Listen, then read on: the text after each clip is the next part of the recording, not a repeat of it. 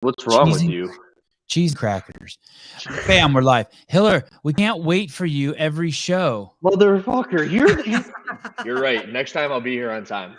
Just immediately throws him under the bus. Hiller was shirtless, and I tried to go live, and he's like, no, I don't want to be topless. Wait a minute, I gotta take my shirt on. Scrambling to cover up his titties. You know, if you were here on time, you would have heard about the pump session that was going on before you got here. Who was getting pumped? Wouldn't you like to know? That girl on the bed behind Taylor? Oh my gosh. I'm just trying to understand what's going on. You're muted. I'm just trying to. That's my girlfriend. I'm in the same room as JR, so I'm trying not to echo. Wow. JR looks like he's in a much nicer room. Maybe it's just your mustache makes it. Why is one dark and one's not dark? I like it because I'm sitting in front of the window. The lighting looks good. Looks good on you. Souza, there is a comment on one of our YouTubes from yesterday. Sorry guys, I don't mean to bother you with house cleaning, but there's a comment on here that needs to be erased. Did somebody call me a creep again? Yeah, kind of. They said chased down a couple CrossFit athletes. You made JR laugh. Shit, I can't find it. They said something about you being better than me when you host the show because you don't interrupt. If you could erase that. Promptly deleted. Sydney Michalician. Clap on that one. Say that again. She just got crushed. Her running looked so bad. Well, that's what Savon was saying on the last show. Yeah. Well, it's interesting that I'm still proud of her. She's a beast. But I want to jump way ahead here real quick. Is that going to be a problem at the games? Running? Depends on who's programming. Yes. Yeah. Well, in years past, running is a huge issue at the games. Oh, like especially last year. That's like almost some like the kind of holes Guy has, right? I mean, we'll see when he does a semifinal. It seems that he's probably tightened those up a bit more. She's a lot younger, and man, she is just a unit too. Just watching her on the runner was a lot younger than who? Just a lot younger in general. Period. A lot younger in general. In period. Yeah. Got it. I think he's younger. Isn't he 21? How old is she? No, I didn't take it that way that he was saying that. I think he was just saying she's young, younger than the pack, and then that she has a lot of room to prepare. Hey, can you fix that? Can you fix running JR at 22? Can you make someone? Can you turn someone into a Lazar Jukic? Well, I mean, I definitely think every athlete has some kind of essence. Are they twitchy? Are they faster twitch? Are they more slow twitch? But running is definitely something that you can get better at. It just takes some time. Not as long as some would argue that it takes to get strong, but it definitely takes some time. How does Amanda Barnhart run? Very similarly. Yeah, that's what I would think. That's what I would think, right? I mean, they're kind of, who said it? Someone said she's a unit. And that's like, when I think of Amanda Barnhart too, she looks like she's just brought out of the Matrix. Why hasn't Ben Bergeron fixed her running yet? Who? It's all his fault. Oh, that's Amanda's over there at the She's been for some time. Everyone would say, look at Cole Sager. He's a good runner. So doesn't Ben Bergeron make good runners? And it's like, no, Cole Sager's always been a good runner. Just like Amanda Barnhart's always been strong. Just like Chandler Smith has never moved well. Bergeron doesn't do much. I think to clear up kind of some of my previous statements, I just think different coaches have different flavors. You know, we heard James Townsend earlier talking about how he focuses on the mental so much. Whereas from what I hear with Matt, I'm sure he focuses on the mental to a high degree, but it also seems like he's super focused on the minutia of movement efficiency. And so I just think you get different perspectives with different coaches. I wasn't saying earlier, you know, Ben's a bad coach. I don't know him at all, and I've never been coached by him. So what the fuck do I know? Oh, you got your pee-pee slapped. You got your pee-pee slapped between this show and last show. Someone told you to fucking watch that forked tongue of yours. No. I just think different coaches are different. I have my coach and I love him. And I don't want any other coach. I think they're just different coaches are different. And I would, you know, who I would be really interested in seeing the dynamic of a one-on-one coach is. I wonder how Rich coaches Haley, or I guess Taja's her one-on-one coach, but that would be an interesting dynamic. Well, we heard, I don't know if it was on the show or it was after one of the shows, but someone basically said, and we could have Haley on and ask her, but that she kind of refuses to start with strength training. She starts every day with like a Metcon, which isn't the coach's fault. So when you say like, oh, hey, I don't know if that's true. That's just the word on the street. Yeah. Who said that? Who was that? Who said that? I don't remember.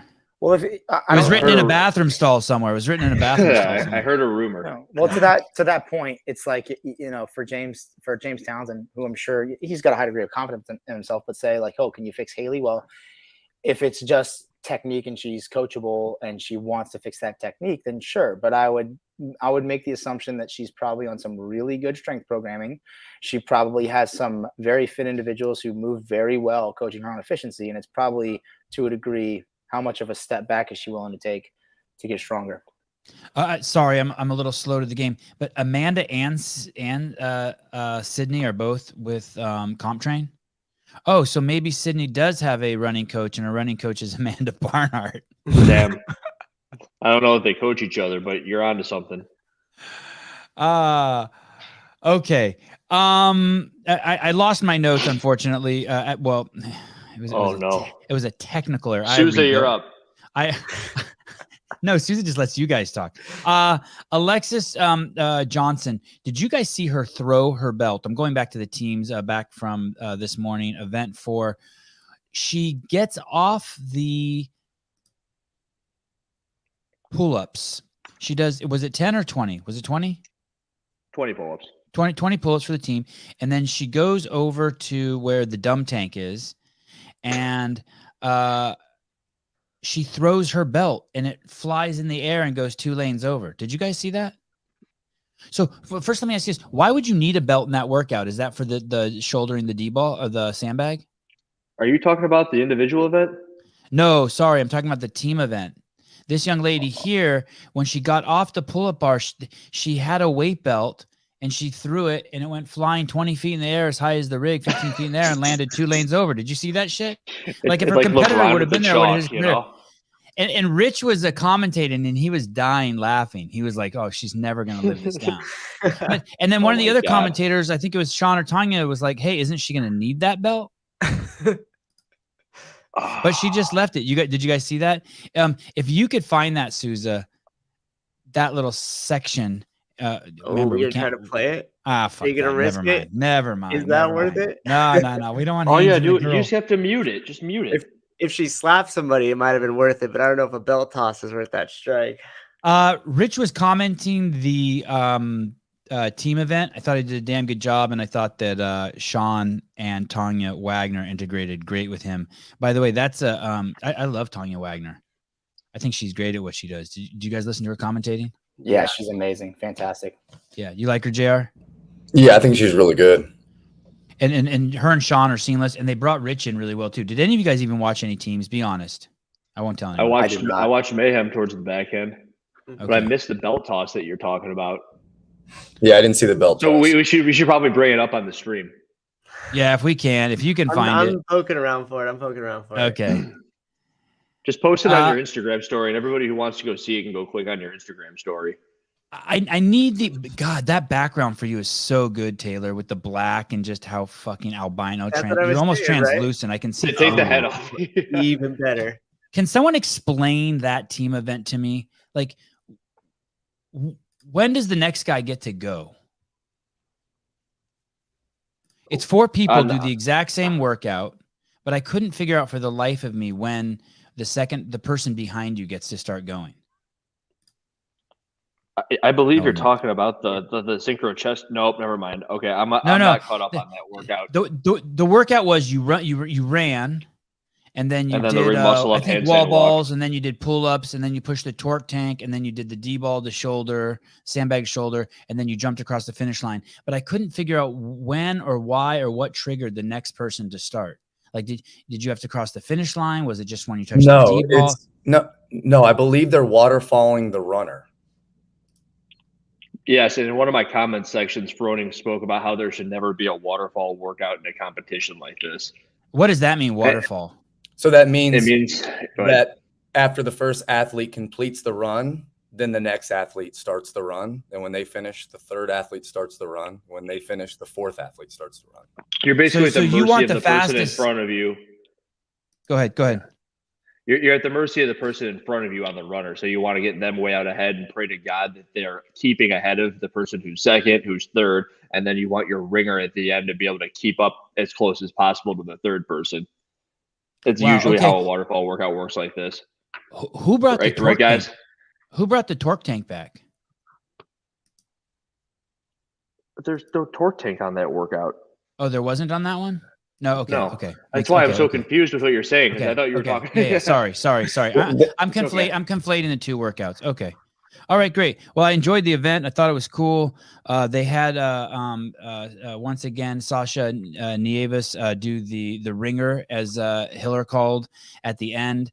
She touch and go. She did singles for the first 6 reps with 145 clean and jerks, and then she touch and go the last 4 and blew across the finish line. It was pretty cool. And you know, we saw yesterday, she said for the complex 200 pounds was light, so you can imagine 145 was nothing for her. I don't know who I'm going to ask this question to, but is schmoozing the refs important? Yes. I think, and I don't know that schmoozing is the right word, but when you walk up to them before an event, you introduce yourself. And my favorite. And then you threaten them with their life, like Ryan Fisher. I like to say, hey, don't me. I like to say I really appreciate you guys being out here and doing this. Thanks for doing this, and then go over the workout with them. And does everyone do that? Everyone goes over the workout with the. I don't think everyone does that. I don't go over the whole workout. I just go over a couple of the movements. Like, hey, can I do this? Can I do that? Small logistical things that they don't always cover in the briefing, and sometimes they change things after the briefing. So I just like to. I wouldn't say schmooze. Introduce myself, thank them for being there and for doing this because they're volunteering, and then go over the little things. Eye contact? Oh, yeah. Handshake? Yeah. Slap on the butt? Yeah. It's all good. only if it's a dude. You think you ever gotten any bro reps because of your kindness? I feel like, aside from some really heavy, like near like sub maximal lifts, I move really well. So I typically am not concerned with no reps unless I'm doing a movement that I'm pushing to failure. Like I don't typically have no reps in middle of workouts and like pretty common movements. So I don't really worry about that. Is that you too, Hiller? Common movements. Have you ever had Hiller as your judge? Well, when I say common movement, I mean like, okay, if I am going to get a no rep, it's going to be because I fail a jerk at like 345, or I'm not going to get no repped a lot on wall balls. I'm not going to get no repped a lot on muscle ups. I'm not going to get no repped on pull ups and shit like that for squat. Speaking of no reps, did you guys pick up Brooke Wells on that long event? I don't know if we want to go to that yet. Sure. I saw a lot of hers. Yeah. You're talking about the wall ball? It appears as if she lost that event due to her inability to cooperate with her judge. Do you guys agree? On which movement? Why do you disagree? The sandbag, in my opinion. So she went out so hot. And she had quite a bit of a lead on Danielle Brandon. I know. If you were to ask me, and I don't have an exact number, it looks like she got 7 or 8 no reps on that sandbag. What? She How did I not notice that? Yeah, I didn't see that either. That's what round are you talking about? In the third round when Danielle passed her? Talking about over the course of the workout. And okay. All right. Maybe it was more like 3 or 4 no reps on the sandbag, but it ended up like really kicking her back. She was like giving her judge a hard time. Not giving her judge a hard time, but like, what are you talking about? And then also on the wall ball, she would pick it up and then she'd get a no rep and she'd put the wall ball down. She'd approach it, not even do a wall ball, put it down. Mm-hmm. You guys missed all that? I saw that at the end. I saw all of it. Yeah, I saw that. Most of that happened during her 4th round, but also over the course of the workout, she'd get a no rep here or there. I just saw her after the workout, and it looked like her soul was in Mars. Yeah, on Mars. But, yeah, she was. But if she wasn't given those no reps, I believe she would have still been ahead of Danielle Brandon. No, I think those no reps were going to happen because she was just so blown up. I just think she went out too hot. Like, I so think you think that there are no reps as a result of just being so fatigued she couldn't control anything that was going on? Yeah, that's yeah.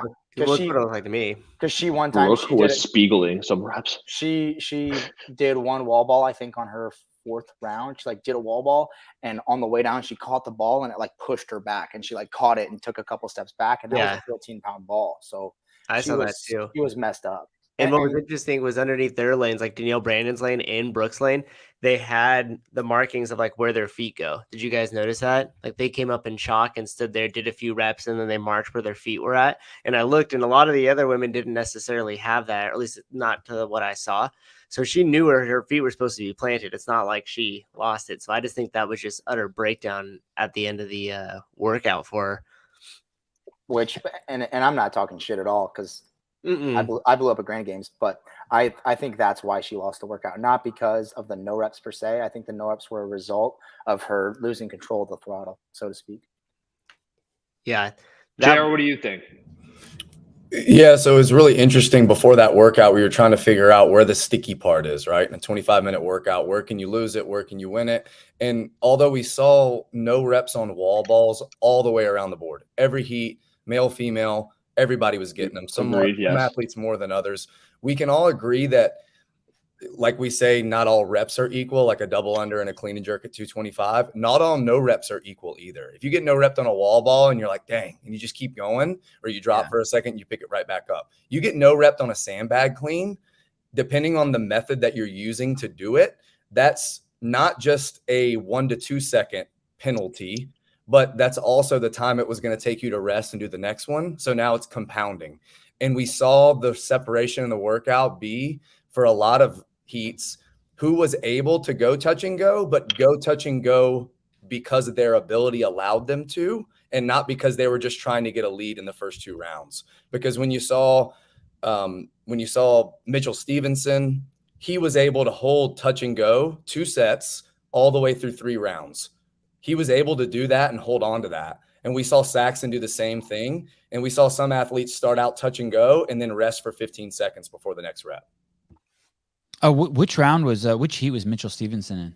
Heat 3. The second. Heat 2, I'm sorry. Second to last. He touch and go at all of them, huh? I just want to note, me and JR were talking about this. We were watching Mitchell Stevenson do this workout. And I think JR said he moves up to 8th, and he's currently in a points tie, but sitting in 9th. So he's in a points tie with Luis Oscar Mora for 8th and 9th. So that was really spot on. And I think he was in the second heat, but I think going into the third heat, we thought that it was going to be pretty tough for anyone to touch his time.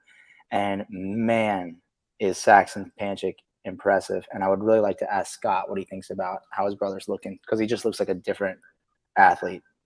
Yeah, totally.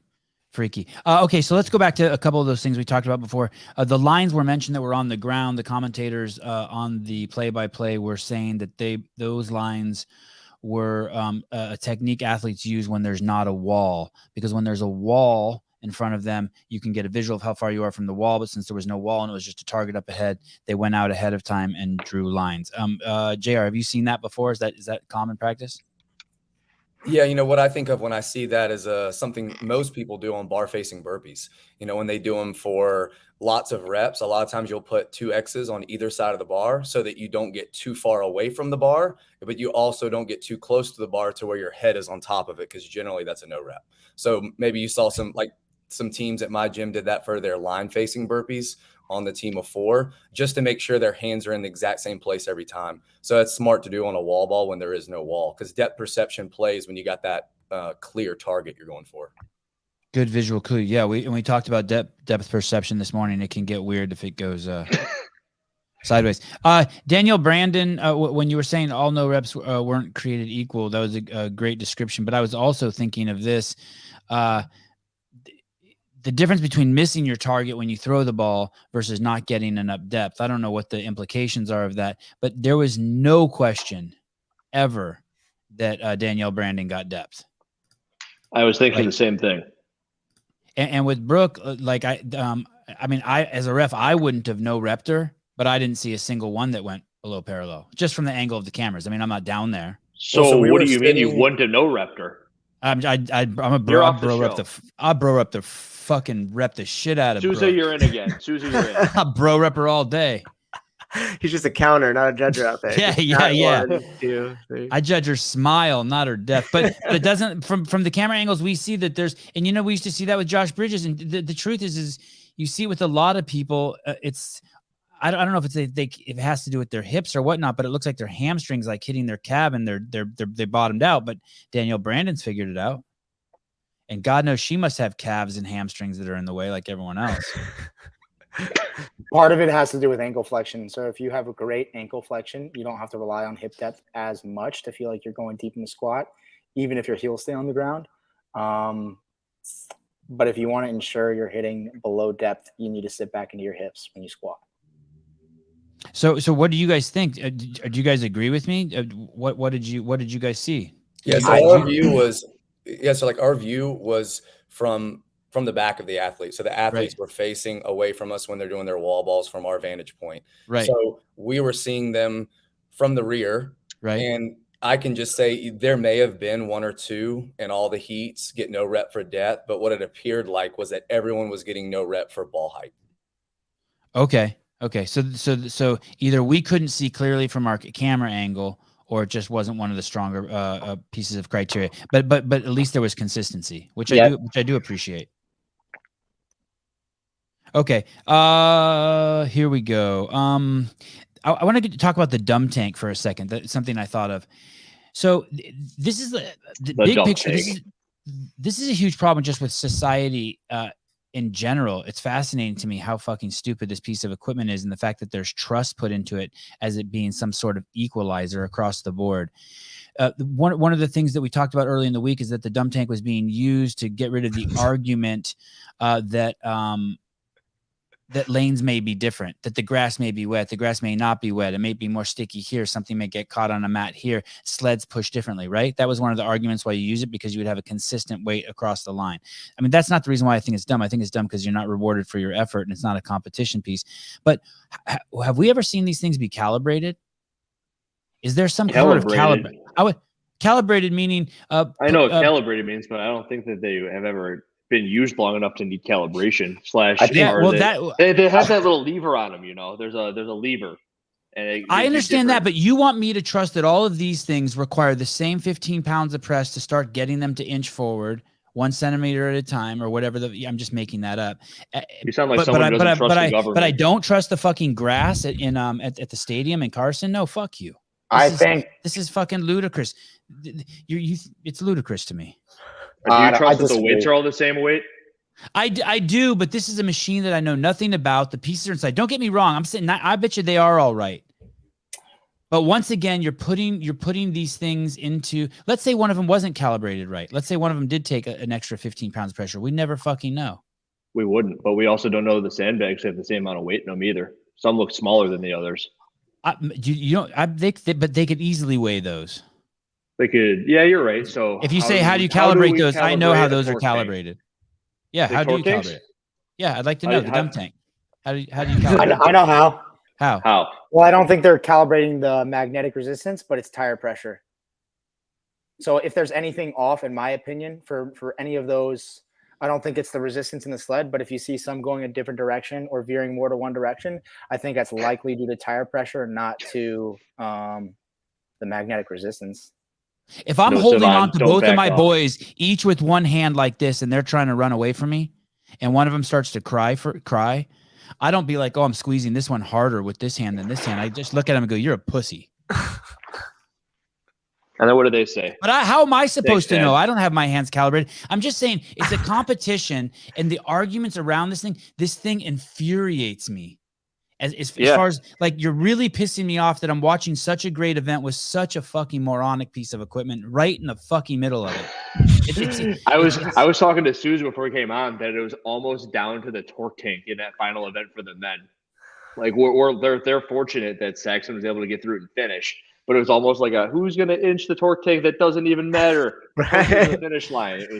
It is interesting though, because if it's off calibrated and one even has 5 more pounds of pressure on it, and you add it up over the whole entire way you've traveled, you've moved that much more pounds per feet.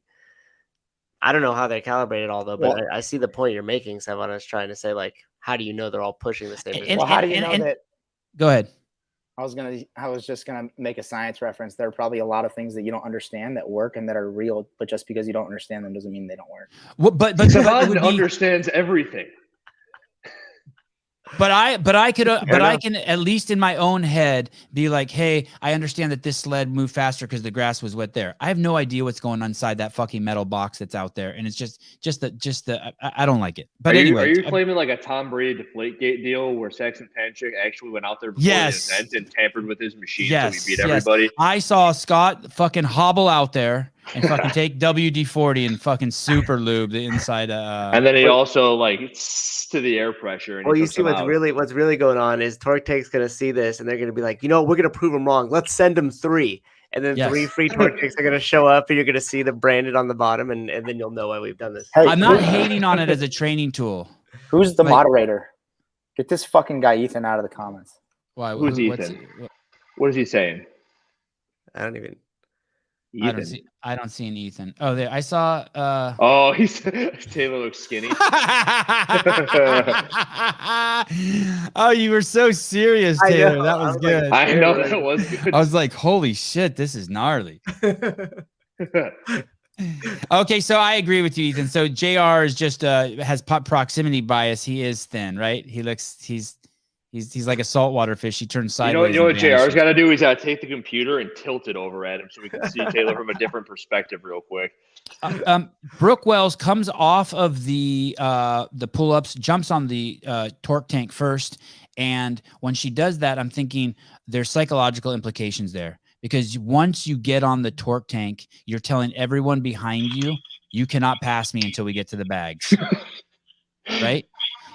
Did you guys think it? Did any of you think that it was important as a psychological piece to make sure you got on the torque tank first? It sure seemed that way. Like everyone's like, get on the torque tank, do the chest to bars unbroken. So I get to the torque tank first, and then like also finish up the sandbag clean. Just start moving. It doesn't matter how tired you are at the end of either the sandbag or the chest to bars. Just start moving the fucking thing. It did seem that way. And she held on for 3 rounds, and then at the end of that 3rd round is where Danielle Brandon passed her. And it doesn't look like Danielle Brandon changed her technique. She still did onesies on the shouldering the sandbag. But it did look like Brooke was breaking down. I think Brooke started doing some onesies there too. Yeah, because she had to do 50 of them. Do you think it was a mistake on her part to go touch and go the first 2 rounds? Anyone? Did you notice how she was doing them touch and go? Like she would touch the ground, and if my hand, it didn't appear as if her knuckles were touching the ground. And the judge actually no-repped on one of them. So like when you do the sandbag touch and go, you got to get like underneath the freaking thing, and the sandbag almost arguably doesn't even touch the floor. You could see Saxon was using the same technique, and he was touching. He was tapping the. So Saxon was good, yeah. You tilt the bag a little bit, and Brooke was not. Brooke was not tilting the bag, and the judge actually no-repped her for it. I was watching. I'm like, those don't look like they're touching, and then he no-repped the next rep, and then she put it down and started doing onesies, like Savon was saying. I'm telling you, she fell apart on the sandbag from the no-reps, man. She didn't like it no-rep for those. She planned on going unbroken the whole way through. And then the second that she had to alter the way she was doing them, she was all out of sorts. So what is the rule? Does the bag have to touch or do your hands have to touch? Anyone got confirmation on that? I think the bag has to touch, but I don't know for sure. That would make either sense way. I am certain she got a no-rep on it for that fact. I'm certain about that. But from the camera view, you can't tell whether or not it's because just her hands touched or nothing touched. I like staying quiet a little bit and seeing who talks first sometimes. Not often. I like to just keep on talking. I'll keep on talking. I'll do it. Jeffrey Birchfield says the rule is the bag. I don't know how he knows that, but he's usually right. You know, Jeffrey, I think he's the head judge out there. So yeah, the bag is to touch. I'm just kidding. Also, what happened in the men's event, also in round 3, is when Saxon passed Cole Sager, also on the bags. No, sorry, or Cole Sager passed Saxon on the bags in round 3, and then I looked away for a minute, and that's when and Saxon had taken the lead back, and that's when I texted you guys, and you said Saxon took the lead back on the run. On the runner. Which brings me to this question. They were interviewing Matt Torres on the side, and they said, hey, what do you think about this event? Matt Torres was saying, this is not a running event. That most of the time is not spent on the runner. But if Saxon's passing Cole on the runner, then couldn't it be argued that this is a running event? This seems like a JR question. JR, Maybe Taylor. take it. JR, take it. Yeah, so I think when people say that workouts are insert movement workout, a lot of that is dependent on what athlete is doing the workout. If you asked all the athletes what their limiter was in that workout, I would venture that maybe a third of them would say just their overall base capacity. Like my heart rate just skyrocketed after the first round and I couldn't get it back down. And then some athletes might say that their low back started blowing up, going from the tank to the sandbag, back to the tank, back to the run, which is a lot on the low back. And then you might have other athletes say that my legs got blown up from the wall ball. So by the time I got to the tank, my legs were burning. And when I got to the sandbag, I didn't want to pick it up. So in a workout that has that many movements, I think what a lot of people are saying, this is not a running workout, meaning for the most part, your ability to run is not going to be what loses the workout. But if you're so messed up from the other things that you may not be so good at, then the running becomes a factor. Correct. Well, so for Cole Sager, it's just not true. It was for Cole. I don't think it wasn't a running workout. I think he kept up with Saxon because the three individuals that touch and go and were able to hold that the most did the best. Cole, Saxon, and Mitchell Stevenson. So I'm not going to say it's a sandbag workout, but I think it's a CrossFit workout. And I think a lot of the movements, I think if anything, the workout was most importantly decided on the sandbag and the run. I think the wall balls and the chest to bar were negligible. I mean, clearly a part of the workout and mattered, but the people weren't making passes or moves on the wall balls or chest to bar. They were making moves on the sandbag and on the run. So Mitchell Stevenson is a good runner also? He seemed to be able to hold his run, which to me means he's a good runner. I didn't think he was increasing his pace. I saw Dolan at the end push the pace in the last run. Dalton. But he looked like he was recovering back to kind of whatever his baseline was on the runner while holding the same pace, which is good. And that's what you need if you want to work out like that. To piggyback off of what you guys are saying, I always hear, I mean, and of course, it's the work on your weaknesses deal. And then a workout like this where there's a couple of different things, like you could skyrocket your heart rate doing chest to bars. So if you come out in the first round and do your 20 chest to bars unbroken, then you might be in trouble with the rest of the event. And then when I look at someone like Saxon, he didn't look like he was too badly out of sorts at the end of that workout. So what you think is he can control his heart rate. He's probably in incredible aerobic condition. And none of these things were like too big of a weakness for him if he has any at this point. And then you look at someone like Frazier, he never attacks something so hard to the point where it kicks him in the ass on something like, say, the runner, quote unquote. So it's just like make sure you have no weaknesses again. Yeah, and it's like so athlete dependent, right? So we're talking about like time per movement, time per rep. So if you go to the sandbag and you say, okay, I'm going to do 2 sets of 5 touch and go like Mitchell did, and that's only going to take me 45 seconds. Then when he gets back to the run, he can use the run as recovery because he's chosen to spend less time on the sandbag. Or he could have gone to the sandbag and done 10 singles. Then he would have had to run harder. And he probably would have been able to run harder because he didn't spend himself enough on the sandbag. So at the end of the day, he probably uses the same amount of time to do the workout. It's just a different strategy. I'm going to say this is a running event then, from everything I'm hearing. Basically, what I'm hearing is that the 3 guys who we were Let's get Matt Torres on the show. It's a CrossFit event. A 1 mile run is a running event. Right. And the 3 guys that did well, we're impressed with their running. We have great things to say about what they did on the on that running machine, on the assault runner. Do you want to know what I think is really cool? It's just completely off topic, but the comment section, as a result of the last show, everyone was now pointing out that they're spending too much time showing Tia in the stands. They'll show Tia in the stands, and then it just litters it with like, get the camera off Tia, like we want to see the athletes. It's so funny. I don't think they put the camera too much on Tia, but those comments were fucking hilarious. Did you notice that? Yeah, and so what the irony is that those people spend more time reading the comments than watching the fucking event, and they're complaining about the camera being on Tia. It's like, you fucking knuckleheads. I've seen you guys spend more time typing than watching the event. I was dying looking at that. It's like, oh, there's Tia, and there's 30 comments in a row. I haven't seen it in a long time, but in the 80s there used to be this brand, and it was just generic. They even had like generic beer. It was just yellow, and it had a barcode on it, and they had everything. They had generic gum, generic dog food. Do you guys remember that? Did you say the 80s? Yeah. Anyway, those assault runners gave me that vibe with those yellow handles and stuff. Are you allowed to hold the handles? No. No. Okay. I saw a couple runners doing that. I believe there's like a 2-second leeway. Okay. That's from my experience of being on a runner in competition, and Taylor may have something to say about that. But every time it's always like you can get yourself started on there, but as soon as you're moving, you're not allowed to touch them anymore while you're moving. Yeah, Taylor? Yeah, well, I think they put them on there because they just wanted them on the low handles. Oh, are you talking about the runner? Or are you talking about the torque tanks, Evan? No. Sorry, I'm talking about the runner. I saw some athletes holding the handles while they were running, but never for long. But I had never seen that before. I guess I had also maybe never paid attention. It's like the skier. You don't want to watch. The runners are yellow because they're custom. They have like the custom MACC. Is that what we're talking about? The runners? I'm wearing this shirt. Are you allowed to hold the handles on the runner during the competition? Oh, it depends on the competition. A lot of them will say you can push off, but if you touch the handles, it's a penalty. Some don't. Some are like, you can touch the handles. You've had competitions say they can't touch them at all? Oh, JR's. No.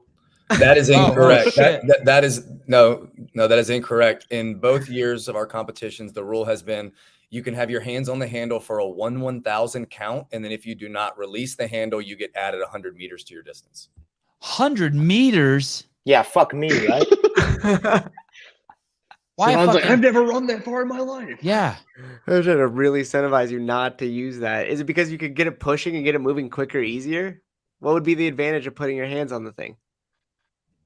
Just allows you to rest while you're running.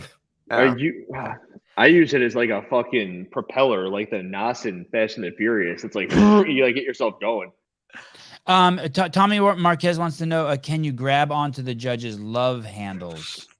Wait a minute. If we're talking about touching things did you notice that on the rope, Savant's grinning a little bit, touching things.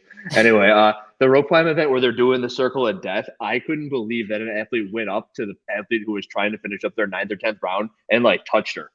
Like, can you imagine like any other sport or any other event where if this kind of harkens to you throwing the belt, like they're touching the other athletes while they're like, oh, come on, get up there. Like, dude, Noah was fucking like directing traffic while Nick Thomas was trying to fucking finish his event. He's like swerving into Nick Thomas's lane and shit.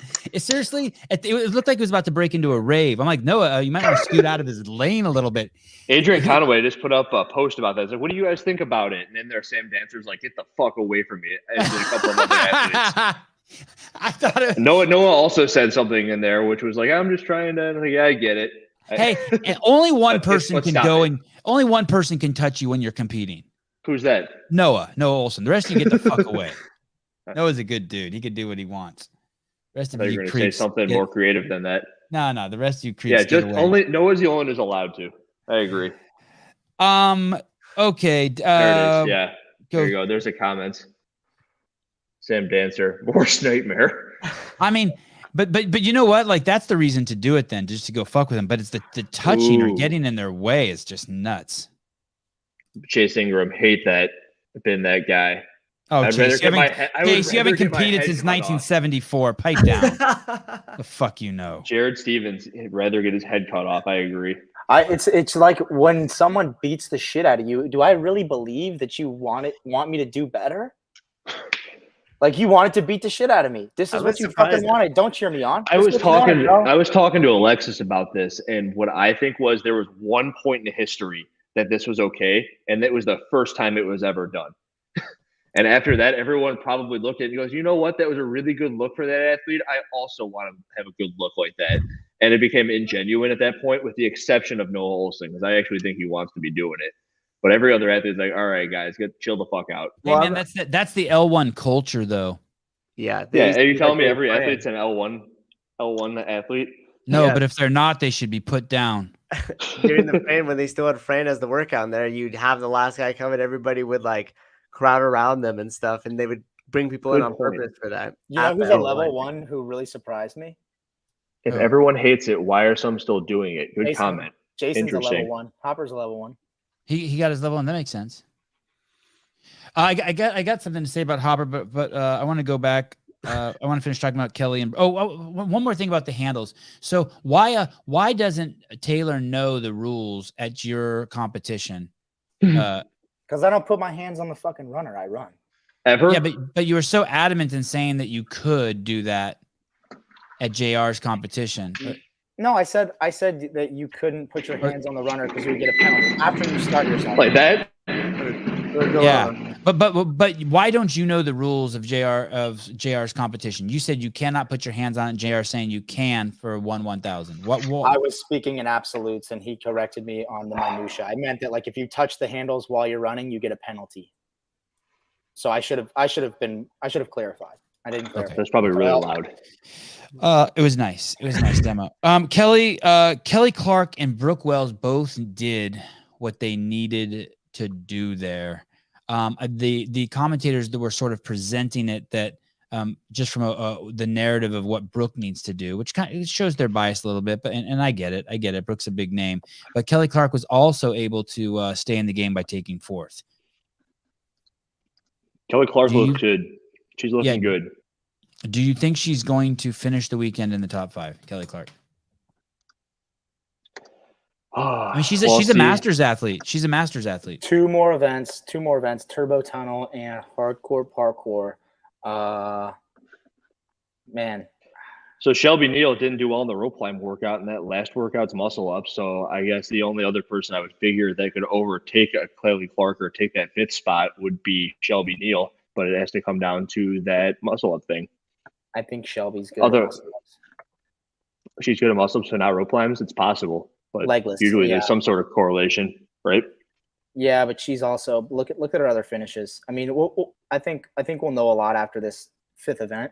Right now, she's 35 points out of overtaking Kelly Clark. So I think, anything's possible in 2 workouts. She's not safe. Kelly Clark is not safe. Hiller, you should do a workout live on the 7th. No, he should not. Stupid idea. Thank you, though. It's going to be way too loud. It echoes like wild, doesn't it? We just have to mute you. Hold that thought. Oh, yeah, that would be nice. Taylor, hold really that all thought. I can do is bike and run right now, so... When we go over workouts 5 and 6, we'll kind of use Kelly Clark as our guinea pig to see how it's going to shake out. One of the things we noticed last week when Jason Hopper, you guys are going to love this. When Jason Hopper was pushing the dumb tank, when he would to give it new direction, he stopped pushing from the end he was pushing on and would go around to the front and adjust it. I didn't see one, and that took like 5 seconds. And I didn't think last week that was weird. But the girls this week made it look like a complete fucking retard. They just were pushing it, and they would just shift it a little bit. What the fuck is wrong with Jason? Yeah, Matt Frazier is training his head right. That's what he's doing. And the show 2 shows ago, fucking ridiculous. Talk about how he looks over every GHD set to see where everyone's at every single time, and now you're bringing this up. Goodness, it's not looking good. He's got to go back to train with Taylor. Yeah, come on, Hopper. The girls were just moving and budging a little bit. You lost 4 seconds. You switched it 3 times. That's 12 seconds. You lost a place on the workout. And then we got some 60-pound girl just like taking it, just like shoving it. Did you guys see that? Yeah, I noticed that. Yeah, I was like, oh no, poor They were Hopper. smart too because they saw that it was almost set off a little bit at the beginning, so they would almost push it partly at the back tire out of the lane. So then that way it went back and straight for the length of it. It also looked much more taxing on this workout. The torque tank. It was a lot more. I think the distance was just so much greater. Which is added up. When I work out at home, there's this thing I do. I put on like a shirt and a sweatshirt, and even like if I want to take it off halfway through the workout, I don't. I wait till the very end, and it's kind of like the treat to take it off. Right? You made it to the end, you get to take your sweatshirt off, and you're cool. Why did Noah start that workout with his shirt on and wait till round 3 to take it off? Do athletes do that kind of stuff too? As like a reward? Is it a Gymshark shirt? I didn't even notice. That's interesting. But that was just me saying that he's sponsored by Gymshark, but I doubt that that's why he kept it on. Some athletes do it for certain events. Like, I mean, you remember it was 15.1 and 15.1A, and Froning put his shirt back on so that he could put so he could catch that clean without it possibly slipping. And on this event, maybe they were wearing a shirt for their chest to bar, so it's blurring whether or not their chest is actually touching. That's something that some athletes do, like put on the double XL. Yeah, I like that. I like it. I approve. And if he took it off after round 3, he's figuring maybe he's done enough work and he can just take the thing off. But other than that, Thoughts? Anyone? No one Taylor. gives a shit. Yeah, I mean, I would say like if there's a movement with sandbag cleans, that's one of the movements that I would think to always put a shirt on for, just in case you get super sweaty and the bag starts to get a little bit slippery. In a workout that's really short with sandbag cleans, you could probably get away with leaving it on because usually you're not, or leaving it off because you're not going to really start to sweat until the workout's over. This workout being 25 minutes, and I'm a sweaty dude, would definitely be one that I would say shirt staying on. I like to get that bag kind of slick, usually being in like the first or second heat. So you got to mess it up for the later heats because they don't dry those. You think that bag can get so sweaty it gets slick? It can get soaking wet. Yeah. So Wadapalooza. Oh, good. No, I was gonna also say I noticed something about Luis Oscar Mora, not his shirt, but he was wearing these Nike running shoes that were so cushy. It looked like every time he pushed the torque tank, they would just go from like a 2-inch sole to a 1-inch sole. And then great transfer of energy. Great transfer. He wore those for the run though. He wore this for the run though. Yeah, I know. I just think you're better off. I agree. I'm just fucking with you. Well, just because of the 40 sandbag cleans too. Like those things are rolling all over the place, and it just looked ugly. Aaron, you always donate money. I really appreciate it. You're a good dude, Aaron. Pat Node. Did you guys cover anything on Zach Watts? He placed bottom of the pack, and he qualified through the MACC last year. Any thoughts on our boy Zach Watts, who was a guest on the show? Zach Watts. Programming suited him last year. I agree. Well, because didn't he not finish so hot at the games last year either? I think he was 38th or 39th. Yeah, that's about what I have to say about Zach. And it was all machines last year, right? That was with the MACC. That's why a lot of people said Hopper did as well as he did. It was machine based, but also clearly Hopper's good at everything at this point and was. But maybe that's something Zach Watts is a little bit better at because he was 6 feet tall, right? 6 feet tall and a little bit heavier. I think he's 6 feet 205. He's a big dude. I think if he competes at Syndicate like last weekend, he does a lot better overall. I still don't think he qualifies out of that field. It's the total cliche story. If you look at his points, first place in the lifting event, and then just everything else that required an engine. He finished 30th. He beat Colton Mertens by 1 spot, Sevan. In where? Last year? Last year at the games. Colton went to the games last year? Shut the fuck up. Okay. Are you kidding? Yes, he did. I believe you. You got to believe yourself. You got to know these things. He's your boy. You got the one and only trading card. I do. Where is that thing? It's right here. Thank you. Yeah, I see it. Can't you go on Wad Zombie's website and buy it? It's so nice. It is nice. And one time I opened it online and Souza fucking reprimanded me like I can't expose it to oxygen. Wasn't that me? Oh, was it you? And it's got a stand. My wife won't let me keep this in the bedroom. I got to keep it in my office because when it's in the bedroom, all I do is stare at it. I had to take it off my nightstand. Bring it in my office here. Mike Halpin in the comments talking about Nick Thomas withdrawing for the rolled ankle. Is that what happened to him? I saw him limping on the runner, and I was wondering what he hurt. Yeah, it was his ankle. They said so. He on the rope climb workout. Can you check his IG, Souza? Nick Thomas, see if we can get any update on that. Sevon, this donation is to get Matt back on here instead of settling for Hiller. Oh, it's not. Come on. Matt is on here. What do you mean? You mean Brian? You got your short-haired, typical white-looking dudes all. What does TPA even stand for? I mean, Souza, Brian Friend, and RJ, PJ, KJ Howell, whatever his name is, they could all be the same person. Just pick whoever you want. I'm fucking unique though. Yes, you are. Don't they know Brian's busy? What is TPA? TPA. Good time to bring up Nick Thomas. Did Nick Thomas get lapped? Did him and Mora get lapped by Saxon Panchik in that last workout? I think it was close. I mean, Nick Thomas has not an excuse, but shit, you roll your ankle and it's bad. It's kind of hard to run and push a sled. Okay, what about Mora? No excuse. Hey, that's a big dude. I don't think the event suited him. That's a big dude, Nick Thomas, 5'8", 193. How tall are you? That is a big dude. How tall are you, Taylor? I'm 5'10". And how much do you weigh? I'm like right around 200 right now, 198, 200. Wow. Do you compete at that? Yeah, pretty much. Oh, I had no idea you were that big. All right, you're not skinny. You're a little thick. You have a thick core. Yeah, this guy has an Instagram either. I thought he was thin. He was until just now. Mora, Mora's kind of headed down the Zach Watts path. Have we seen the last of him this weekend? Are we done with him? He had his few minutes of fame, and now he's carrying a torso the size of a fucking gorilla. Isn't conducive to 6 events. Well, I don't know. You know, I mean, he did pretty well on what you would consider a pretty high power output workout with the legless rope climbs. His legless rope climbs were really fluid and strong, fast. And we know that last workout is moderately heavy for pretty much everyone. We know he's strong and he's a good upper body puller. So we can expect he'll probably do well in the final with the muscle ups, bar and ring. Okay. All right. Good. Some hype around. So he is still a problem for Spencer and Noah. No. Okay. And if James Townsend weighs what I weigh, then I'm just gonna go fuck myself. That's crazy. Wait a minute. Where are you reading that? In the chat. He's in the chat, right, baby. He's a freakazoid if that's the case. But how tall is James? How tall is James? 6'1".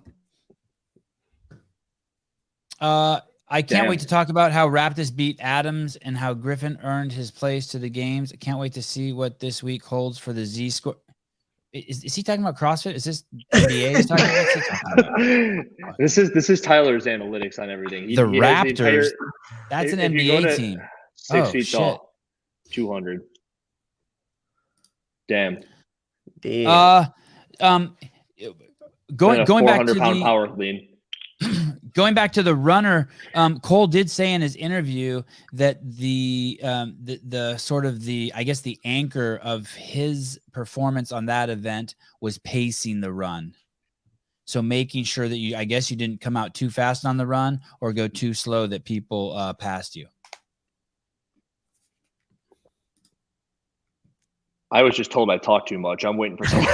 Well, I think to what JR said in terms of each athlete managing the workout differently. You look at Cole's strategy and he touch and go virtually all of the sandbag cleans. So I think he ran a little slower to save himself in order to do that. And so he thought that's where he was going to make up his time. And I think that was a pretty good strategy because Mitchell Stevenson, Saxon, and him all did really well in the workout by doing that.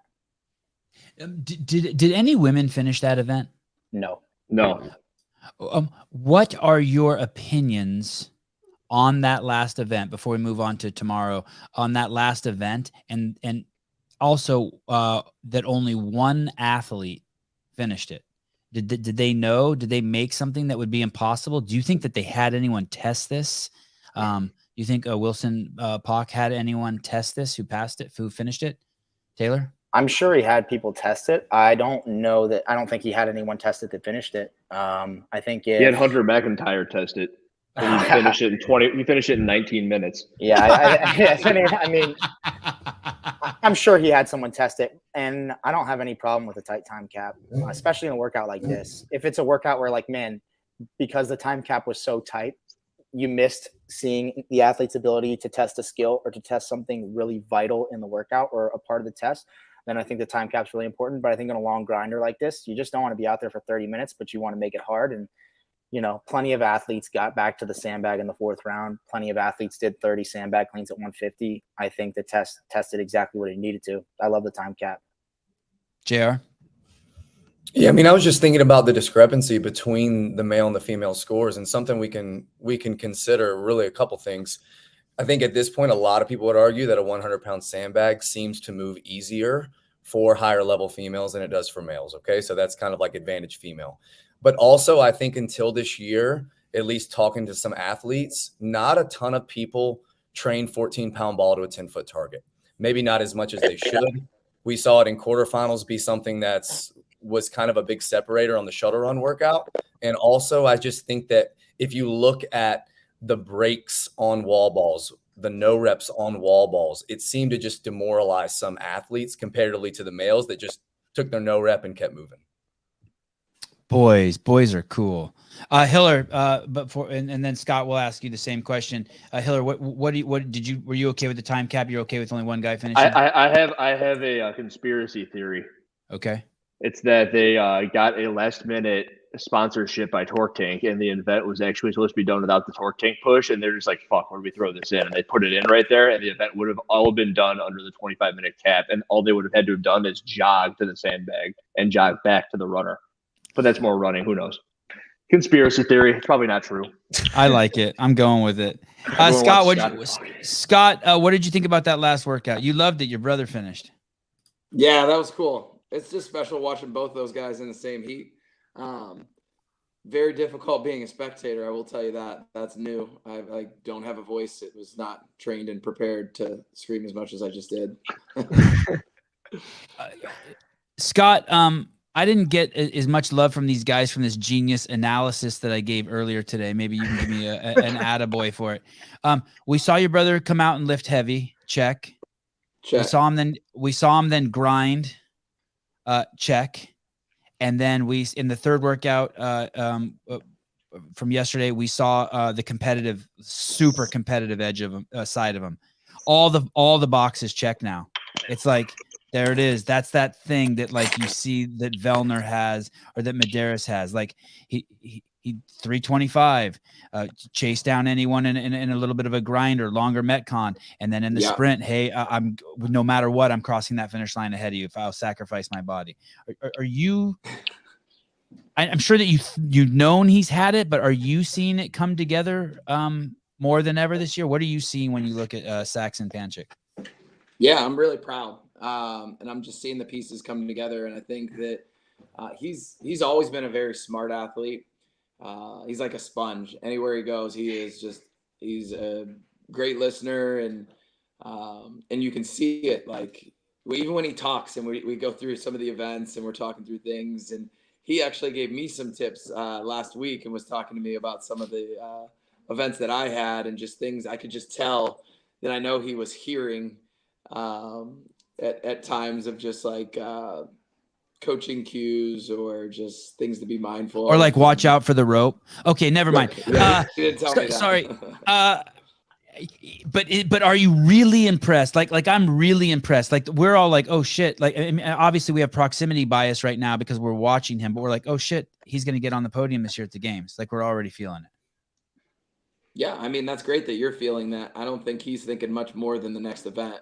At least that's what I'd be putting into his mind right now is like any moment, like someone wants to take your spot and take that away from you. So I think anybody that has stood on that podium or been close knows that like you got to take it one event at a time and you can't look past, what you have in front of you for the day. Is it the foundation he got from watching Scott growing up with Scott Panchik? Is it just his hard work or in his young age, or is it going and training with the greatest CrossFitter who ever lived, Tia Toomey? What are we seeing? I think it's the last one that you didn't mention. It's just kind of like all of the above. Yes, that one. Yes, that one. The Monster Energy sponsor he got. You mean, is that?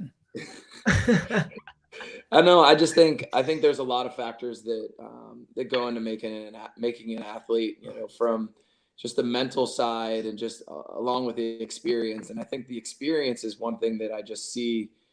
I see just a different athlete each year that he's taken the floor where there's just more composure.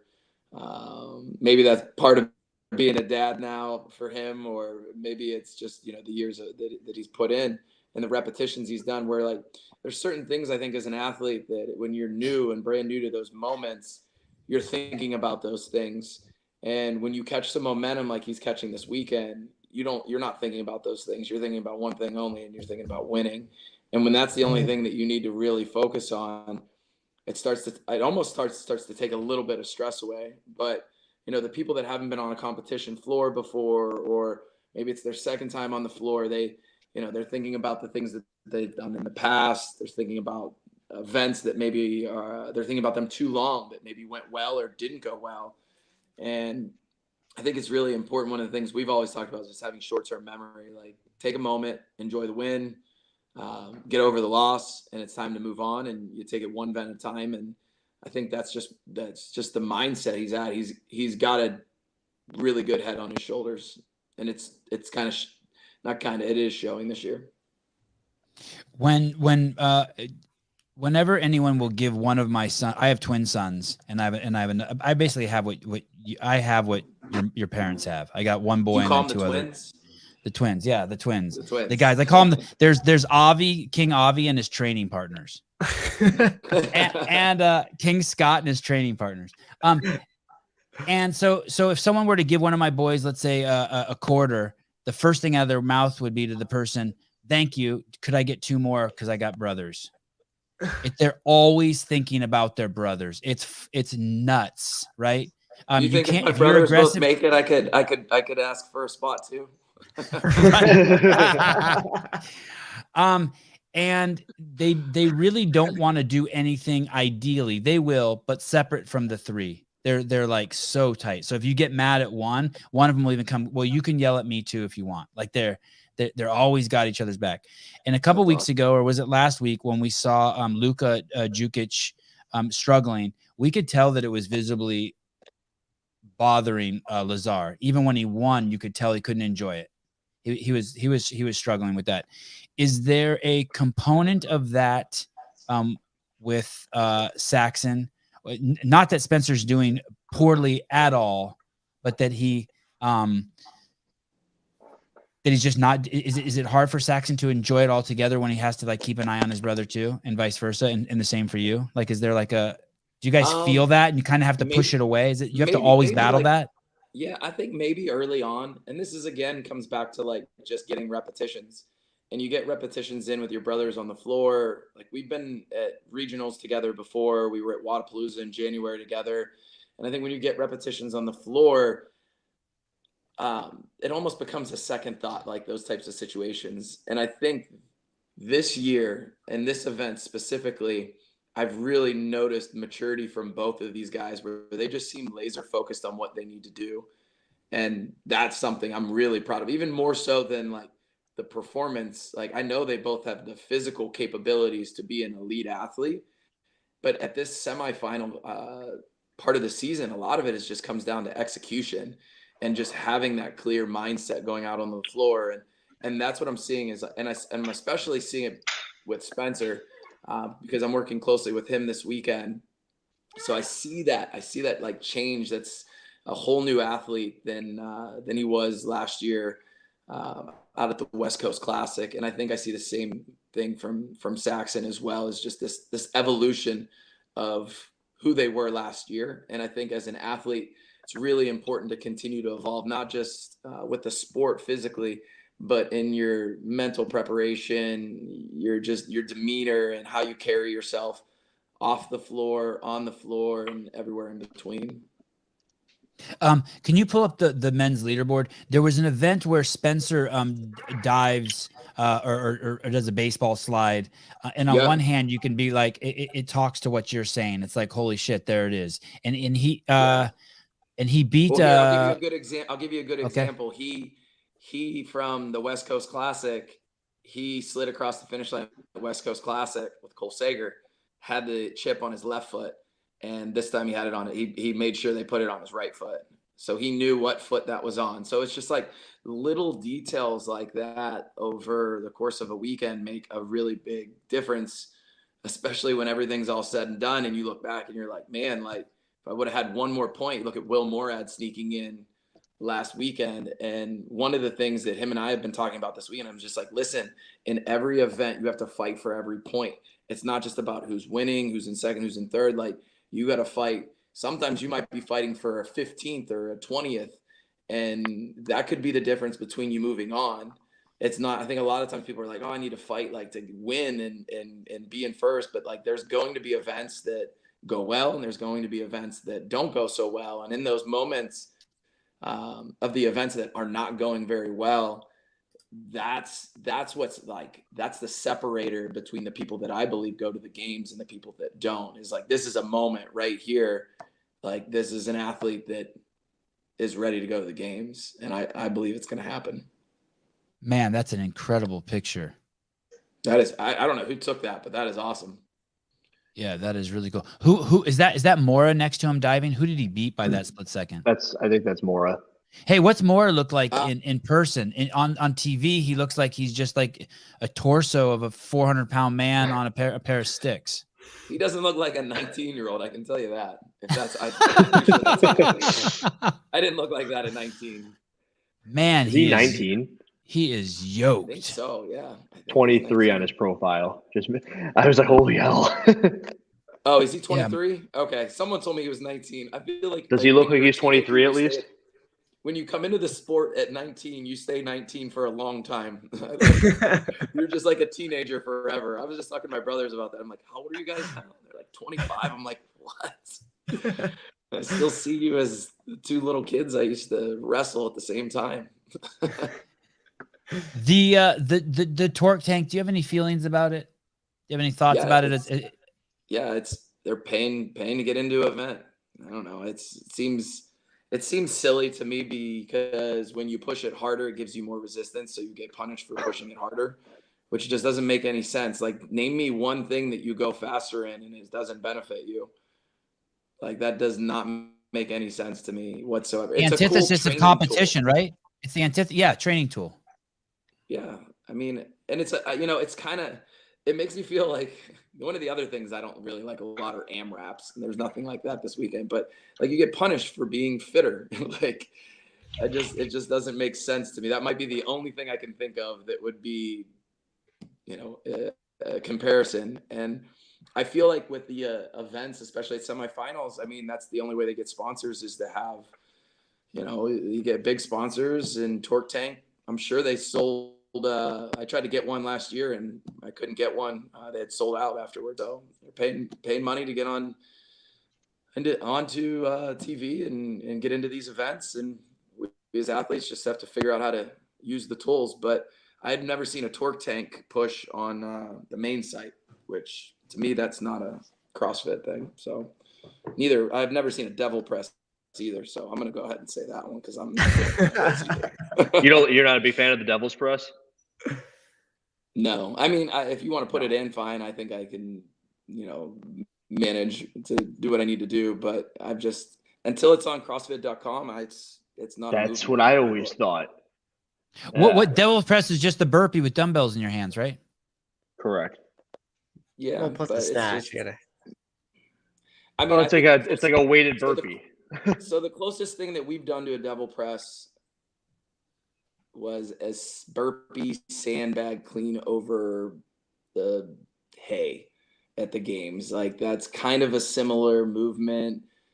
It looks a little more functional, and when people do it, they don't look like idiots. I just feel like it's just I watch people do it in affiliates, and I'm not trying to be mean to people. It's just like, I just don't think it's a safe movement to be doing for everyday people. And I don't know. When's the first time you ever saw the devil's press? When's the first time you ever saw the devil's press in competition or qualifier anywhere that wasn't like in your gym, but maybe handed down by another competition? I think Wadapalooza. Yeah. Yep. Wadapalooza took it, and they let a bunch of people program the event. Which 2017 qualifier or something like that. Yeah. Street parking.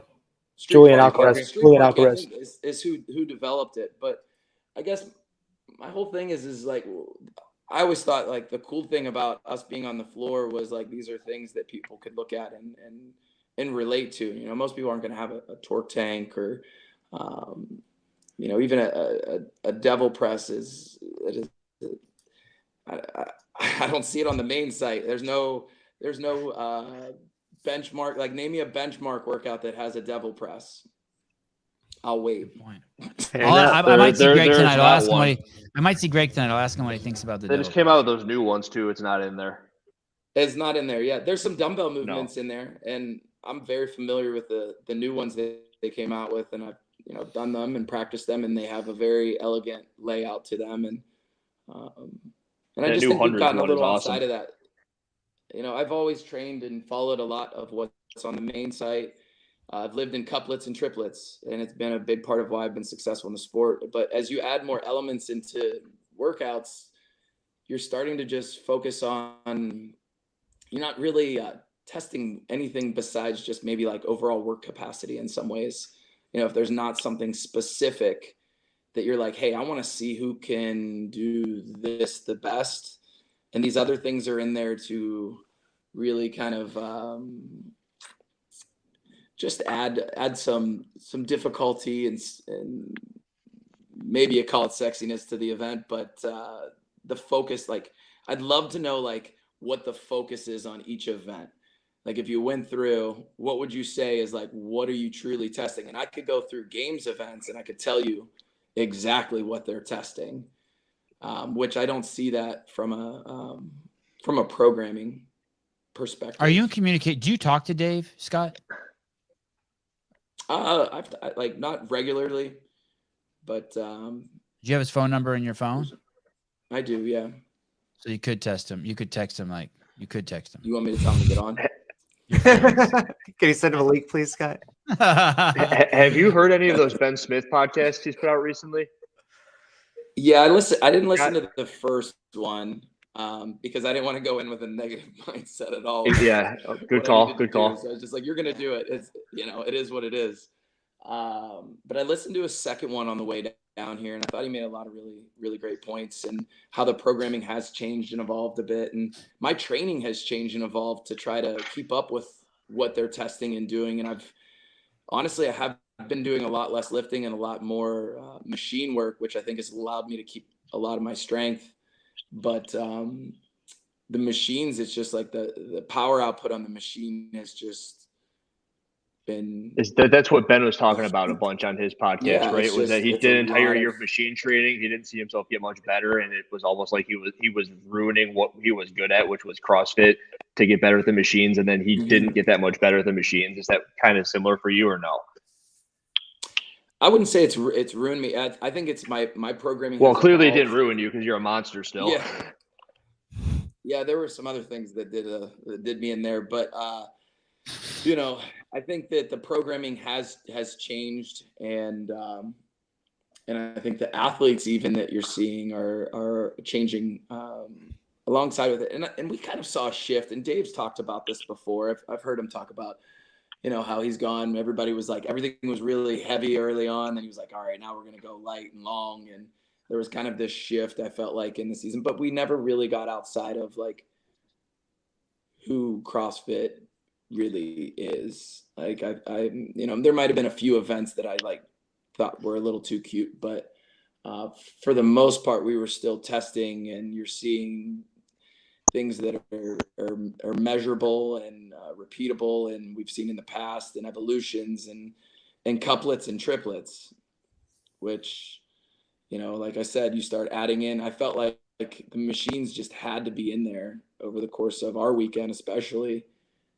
Just felt like it was not needed. And, if I was to break down our weekend, we started with a lift, which, I look at the lift, and we weren't allowed, if you missed a rep early in the complex, you were able to do another clean if your clean was bad. You were able to do another squat if your squat was bad, but you weren't allowed to do another jerk.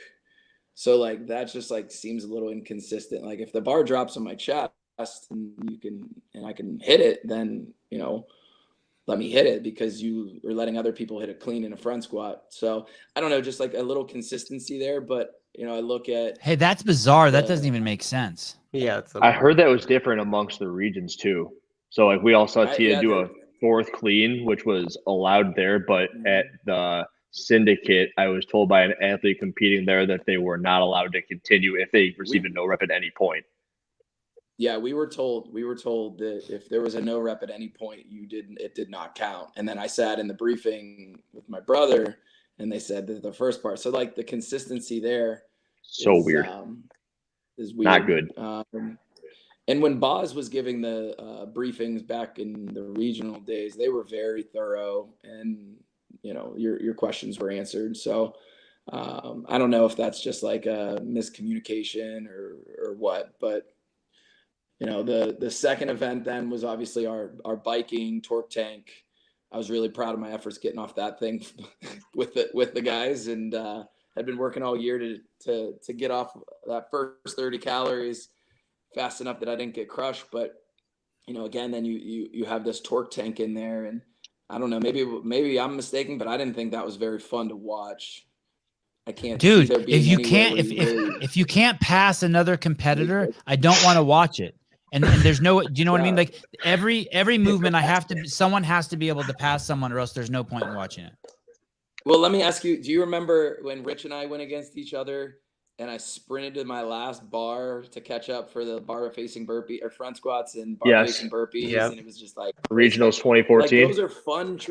Yeah. When you see somebody just out of nowhere, guns blazing, hustles back to the bike, rips out 10 cals and then goes. Like, I think that workout would have been great without the torque tank. Like, I think, it still was, and I think it would have been fine with just a burpee deadlift all the way through, like 30, 20, 10, cal bike, burpee deadlifts. And I think that would have been fun to watch. You move down the floor, you want to put a little run in, and it's a couplet. And you're testing a weighted burpee, which is unique and different. And I still think doesn't look crazy silly like a double press does. And I've seen burpee deadlifts on the main site. So like, that makes sense to me. That would be a good test. Can I ask you a question about, sorry, go ahead. So no, I want to ask you a question about pump through them. I'll just keep talking, man. I'll hijack this. Yeah. I do want to hear all this. I do want to hear all this, but we have to. We want to talk about tomorrow's workouts. But I want to ask you one question to close this loop. Are you working closely with Spencer now because you're out, or have you been working closely with Spencer all along? This last. I've been working season? closely with Spencer since Wadapalooza. Okay, so we've been getting you guys together and training. We've been getting together and training and just talking more, and our friendship has definitely grown like a ton since January, which is pretty cool to reconnect with him in that way. Yeah, that is really awesome. And just briefly about your future, are you just in hurry up and wait mode now? Just the heal, sort of like Taylor himself. Taylor tweaked his knee. It's just the healing game now. Just who knows what's going to happen? Yeah, I have no idea what's going to happen. Yeah, just off into the unknown. Okay. Would you be willing to stay on for a few more minutes and talk about tomorrow's events with us? Sure, absolutely. Okay. What is the first event tomorrow? Does anyone have that pulled up, or can I pull that up? It's the one that is completely pointless. 2K. That's not exactly what I was looking for, Hiller, but okay. Well, here, Scott. This is well. Is Scott still here? No, Taylor left. Okay. What is the point of this workout, Scott? What's the hard part here? You tell me. What are they trying to get done here? You tell me. So the 2 kilometer echo bike is just like a trap. 15-minute time cap, mind you. Yeah.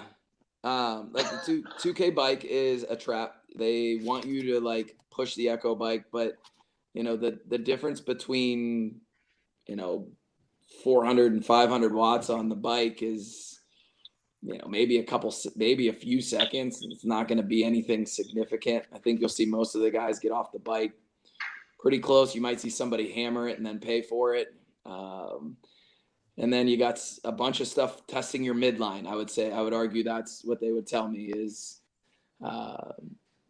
we're gonna test the athlete's midline through some gymnastics and a moderately heavy dumbbell.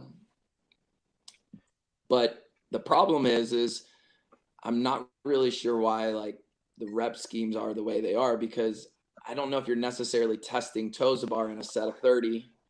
But you put 30 in and then you go to your dumbbell and then you're back to the bar. And it's just like, I feel like everybody can do 30 toes to bar in the bike. So now I'm on a dumbbell and the dumbbell moves every 10 reps. So I as far as I know, and I might be wrong, I haven't gone to the briefing yet, but they're going to move it every 10 reps. So that kind of forces you to have to break it up every 10 reps.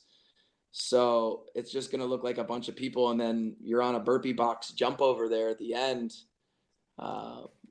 which can only be so fast. So I don't know if that's going to be super. You're not a fan, Scott.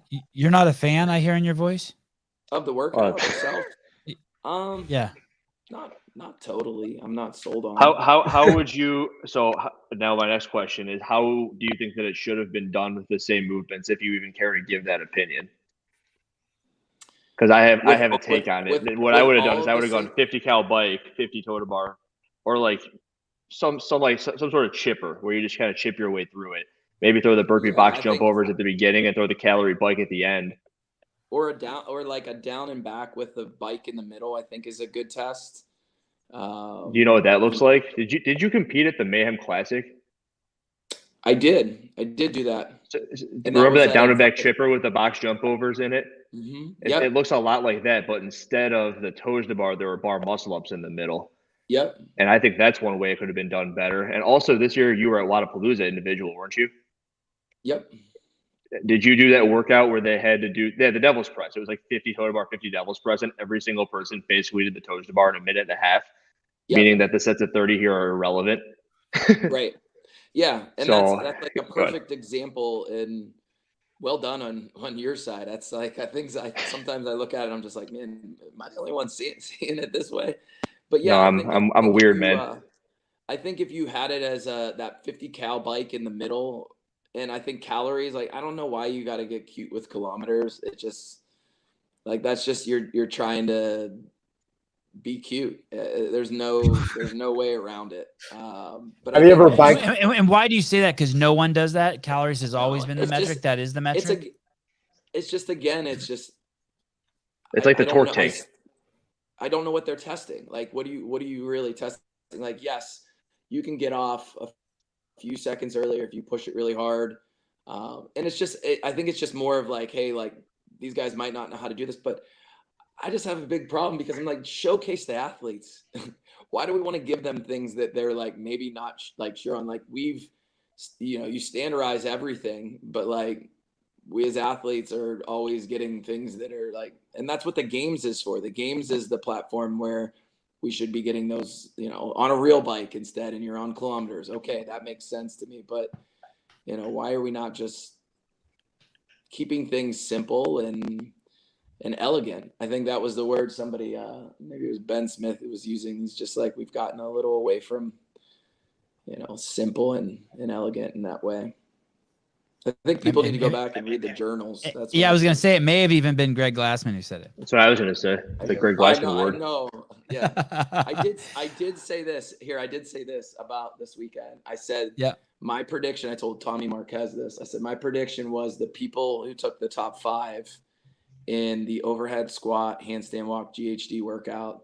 I said, and this is before we started, I said, I think the people that take the top 5 in this workout will be the top 5 that go to the CrossFit Games. So we'll see how I do. But I felt like that test was a test. Like, so far, so good, man. I thought they did a great job on that workout. Souza, can you pull that up? Can you pull up the leaderboard and rank them by that? And then we'll go into the final workout. But let's see how close Scotty's doing. So far, so good. Does that cross both sexes, Scott? You're talking about men and women, that kind of thinking? Does that work for both men and women? I was on the floor before the final heat of men, and I said that for the men, but I would argue the women too, because you can't fake it till you make it in something like that. Yeah, that's pretty good. With the GHDs overhead squat, you want to see someone get exposed, put them on some overhead squats.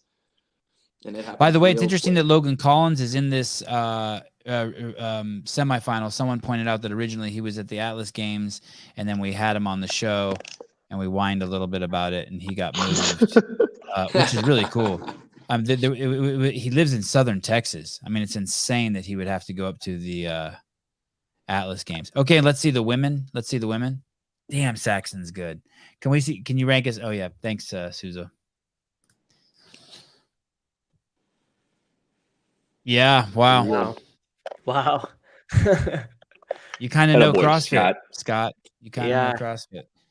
Okay, let's look at event number 6. But let's talk about that for a split second before you go on. Okay. Yep. Please. You look at it and it's like, it's what we're talking about is like they are testing an overhead stability, like on a lunge, on an overhead squat and on a handstand walk. Like you and your midline is crushed. Like there's no way around it, and that is what they're testing. And I didn't feel like that was the same across the board for a lot of the other ones. What if they would have made it 50 toes to bar? I think 50 toes to bar, but like I said, trying to maybe put those in there. Can you pull up the workout again? What about 50 toes to bar and raise the dumbbell to 100 pounds? And then get rid of the bike and the burpee box jump overs. That'd be a cool event. Yeah. Well, so I think the thing you have to look at too, if you really wanted to figure out how to tweak this, I'd look at the final event, because you got to kind of play around with all the different components, like what we did tonight, obviously with them going long, and there were a lot of moving components, and that was a bloodbath. I watched those guys take on that event tonight, and that was tough. There was you had to be a fit dude in that workout. And the worst guy in the field never stopped moving. It's brutal. Yeah. Scott, CrossFit, when you first started, it kind of wasn't a race. Well, yeah, our endurance workouts would be like 100 wall balls, 100 pull-ups, 100 pistols, and 100 dumbbell snatches at 70 pounds. And there were places you could hide and rest. Now there's nowhere to hide and rest ever. People are just flying. Yeah. Well, that's and the athletes are continuing to evolve. I think that's a little bit it. But one of the questions that I've had is, this is the most important part of the season, right? So what's the qualification to program these events? We think about going to your level 1. Is it your level 2? Is it your level 3?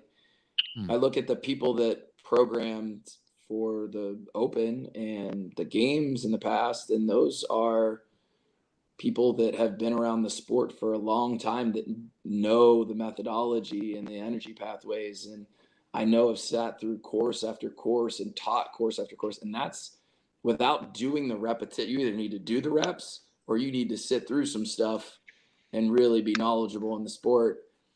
And I'd just be interested to know what the continuing education is and why we are allowing the most important part of the season to be programmed by someone else, because this is the most important part of the season for us as athletes, but we're going to hand that programming over to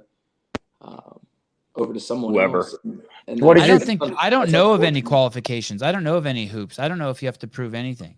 What did you think of the online semifinal for the age group, Scott?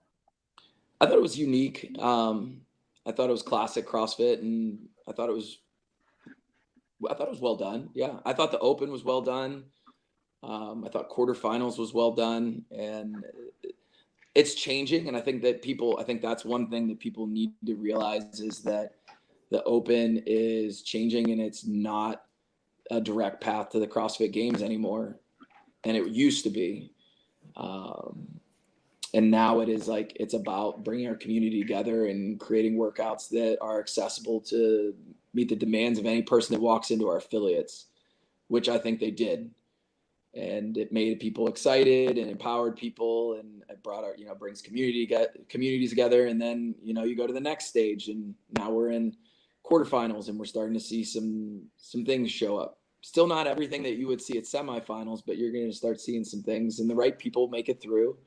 But then you get to semifinals, and it's just okay, well, we're all going to do different tests, which doesn't make much sense to me, because, what is the design? The design is by the time this whole thing's over, we're going to crown the fittest on earth. But I always loved going back and seeing the unique layout of here was the Open, here was your regionals, and you could see all the different things tested amongst those three.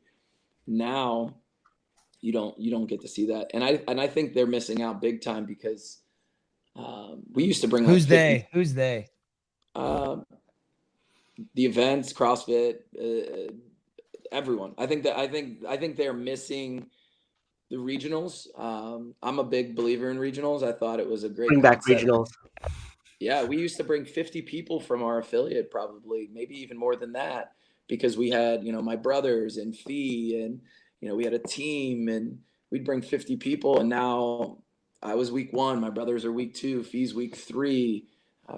They got rid of teams. It was super teams. Now it's no teams, and nobody wants to do team anymore. And now if they can't go to one, they can't go to one. They don't go to any. So it's evolved. It's changed a lot in that way. People keep sending me stuff from the rule book at the syndicate showing that coaches have to pay to get in. So that basically you give. Have you guys seen this in the rule book? No. Yeah. So no, sorry, not the syndicate. Sorry, strength and depth. Which one is left? Is it strength and depth? That one is left. Yes. Yeah. Okay. Sorry. So is Granite Games. So someone showed me in the rule book that it's strength and depth. You have to you get a coach's pass. Each athlete gets one coach's pass, but the coach can't pick up his coach's pass until he shows his validated purchase ticket. That seems batshit crazy to me. That your coach has to pay to get into the athlete event. still has to pay to compete, you know. So times are tough. They're also making the coach pay. Everyone's got to pay. Man. It's inflation. It's just going up everywhere. I'd pay more to compete if we were treated professionally in a lot of ways. I'd pay more. I'd pay more for a better experience. And do you think anybody would be upset if they're just like, okay, we're going to do it just like 2018? Do you think there'd be a soul on the planet? It's like, oh, that's a bad idea. I think people are going to complain. Nobody likes change. I think a lot of people would be happy as well. You don't hear you don't hear about the people that are happy. You only hear about people that are complaining. And good call. So. Let's look at number 6 before I get on. That's an affiliate owner. You always got to look at like there's 155 people that like it and only 5 people that complain to me. So I'm doing good. Yeah, that's right. I remember those. Let's work out number 6 before I start complaining. Wait, hold on. Check this out. I just made some money, Sevon. No, I'm not giving that to you. This is for 18 ring muscle ups, 15 front squats, 45-foot front rack lunge, unbroken 12 bar muscle ups, 9 shoulder to overhead, 45-foot overhead lunge, unbroken. I believe they changed the unbroken. And you don't have to do it unbroken. So it's just no longer unbroken at all. I believe so. Yeah, I have also heard that. Thoughts, Mr. Howell, on this workout? You like this? Yeah, I can confirm the unbroken part. Yeah, I mean, I think in this part, the guys who are in any contention at all or know they want a spot, they're going to do the muscle ups unbroken. The front squats, maybe they do unbroken, but no one's going from 15 right into 45-foot unbroken, I don't think. So I think you'll see a lot of athletes rip off a big chunk. Maybe they'll break once. Maybe they'll choose to break at 9 and then do 6 into a chunk of the lunge, or maybe they'll do 14 straight if they're really confident there. At that point, the muscle ups will probably start to hit them a little bit. They'll pick it up for their 15th squat and then probably try to go into the lunge unbroken, transition to the bar muscle up, which should be unbroken. And I think for a lot of the guys, that last lunge is going to be a deal breaker. Do they do 9 into 45 if they're really feeling it or they're racing someone, or do they game it, break the shoulder overhead in half, and then do the last couple reps into the lunge? That's a 205-pound front rack lunge. That's the same weight. Oh, yeah. Scott, have you ever done that? What's the most front rack lunge you've ever done? 2013, 185. Wow. And how many feet was that? There you go. with an axle bar. Well, also, I think he did it last year at the games, right? Yeah. And how heavy was that one? That was 185, I think, at the games. 185 back rack, then front rack, then overhead. Yep. So 205 is just insane. That'll be hard. That'll be a. Was that the finale last year? Yeah. How did that feel? Honestly, I was more in the moment of just like taking it all in, because at that point, I just remember looking up. They had me on the jumbotron, seeing my wife and my baby in the crowd, and kind of as a whirlwind of emotions. But it was after all the pull-ups, it was definitely challenging. But like those pull-ups, that's a good example of like what I mean by you're testing some gymnastics. Like the row wasn't the test; it was just wore you out to make those pull-ups challenging. Yeah, if you don't do it unbroken, you drop the bar, then you have to do a power clean to get it back up in the front lunge. I think we're going to see whole heats. Do you think like the first heat, we were just going to see just dudes just get stopped? Just like right off the bat? Like no one in the first heat will even be able to do those last 45 feet? The last dudes are. Go ahead, Taylor. The last 45 feet are at 165, I believe, instead of 205. They go. Gotcha. Only 165. My bad. Okay. 45 feet. They changed it. Oh, it's 40 feet. I was just told they changed it to 40 feet. Oh, but they it's still also removed unbroken. I don't know if it's unbroken, but I know they also took 90 feet of handstand walking out. So the consistency of what it's actually gone online and what they're doing is a little different. Will we see someone finish this, JR? Yeah, for sure. I'd say we're going to see 75% of the field finish it, if not most. They raised the time cap too from 10 to 12 minutes. 100% of the field is going to finish this. I think that's important. That's good that they raised the time cap, because I think that making everybody finish workouts is that's what you kind of want to see in some ways. In something like this, especially when it can be really affecting the leaderboard in the final workout. So it's nice to see them making sure that someone starts failing reps and really falling off. They get exposed in that way. I think you're going to see people send it on this one, depending on where they're at on the leaderboard. That'll be what allows them to know how big of sets on muscle ups. I think you're going to see people fly and die.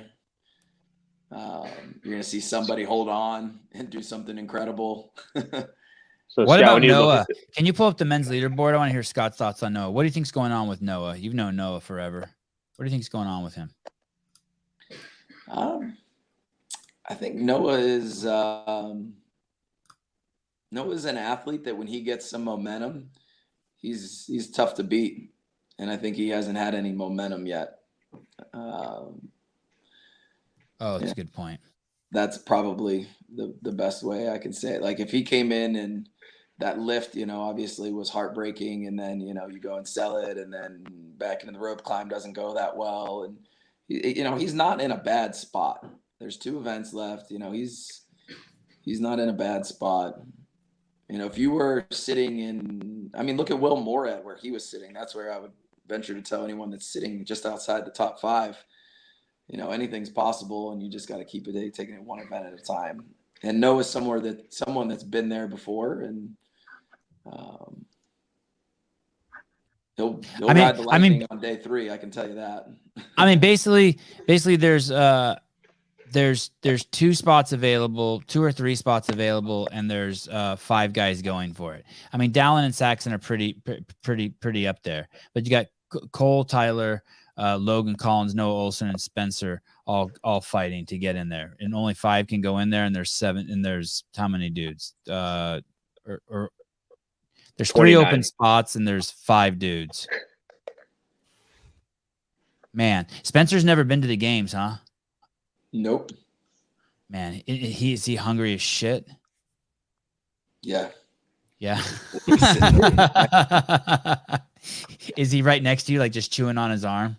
He's sitting on the couch eating some snacks. Good. Literally hungry. All right. Does anyone have anything else to say? I just ran out of energy, and I need to rest to get ready for tomorrow, the grand finale. And Scott, thank you so much for coming on, man. You the man. Yeah. I appreciate you being backlit. We were a professional show until you came on. Thank you. I got one. I guess it just has to do with what we were already talking about with the whole Ben Smith talking about the changes. Do you see any different? What's the big difference between you kind of remaining at that top level where it looked like you were going to qualify, and then Ben Smith is sitting in the teens for the past couple of years? What do you think that's all about? Any input on that, or?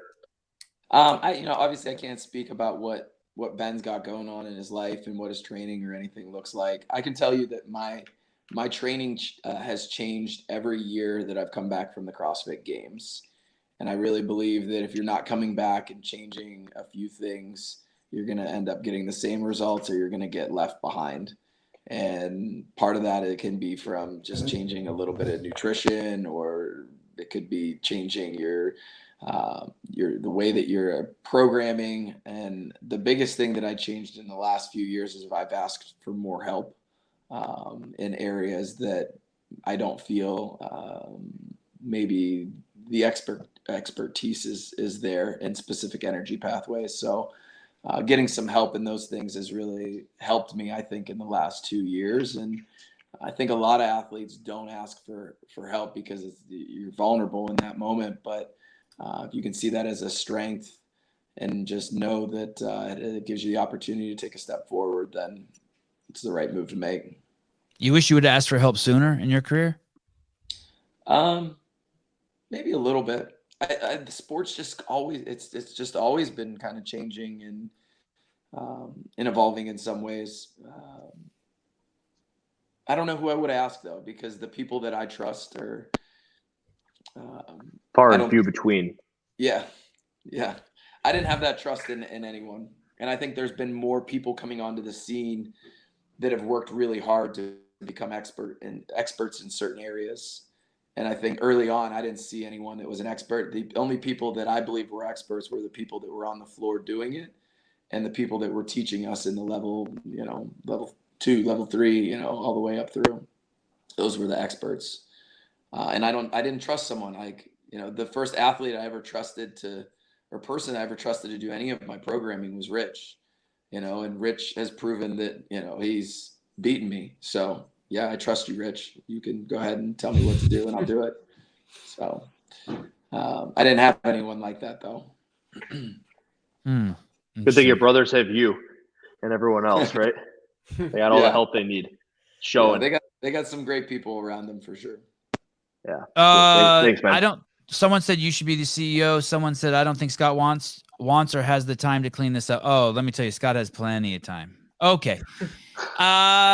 Thank you everyone for coming on. He has plenty of time. Hiller, what are you doing shaking your head? He's got plenty of time. He's just chilling. Thank you everyone for coming on the show. Taylor, Mr. Howell, Souza, Scott Panchik, Hiller, and myself. I thank myself. We'll see you guys tomorrow morning. Shows will probably start bright and early, but we will post